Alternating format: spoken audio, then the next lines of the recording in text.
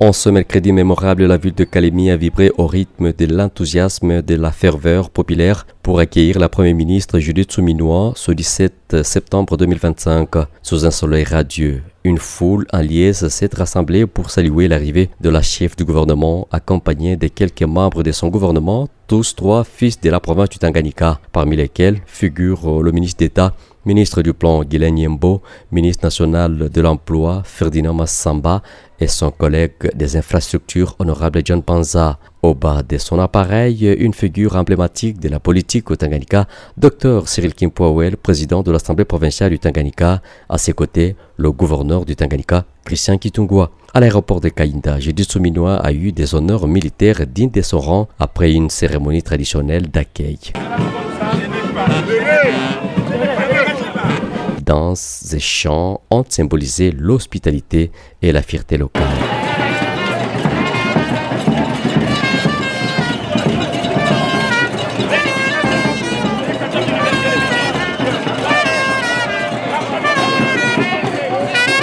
Les rues de Kalemi parées de drapeaux de partis politiques et des banderoles festives en l'honneur de cette visite historique. Judith Suminwa s'est dirigée ensuite vers la place Kisebwe, transformée pour l'occasion à un lieu de communion et d'échange avec la population.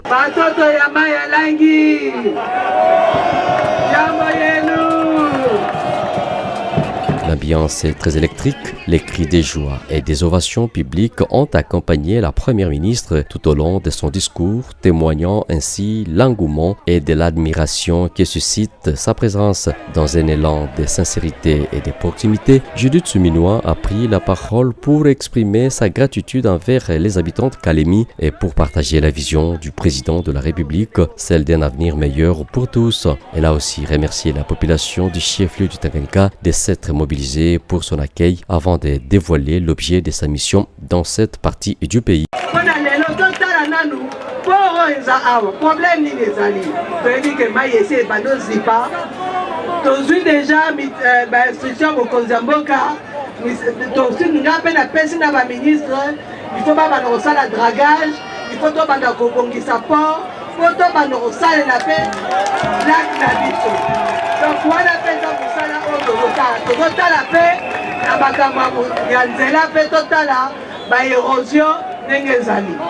La construction et la modernisation de la voirie urbaine sur environ 80 km, incluant la réhabilitation du boulevard Lumumba, actuellement très dégradé suite aux inondations, mais également la remise en état du pont Lukuga, fragilisé par l'élargissement et la crue de cette rivière, ainsi que la modernisation du port public de Kalemi. La première ministre s'engage à œuvrer pour améliorer les infrastructures, l'accès aux services de base et les conditions de vie des populations de Kalemi. Le président de l'Assemblée provinciale du Tanganyika, Dr Cyril Kimpwawel, a accueilli ces annonces avec optimisme et espoir, conscient des défis à relever, mais déterminé à construire un avenir plus radieux pour le Tanganyika.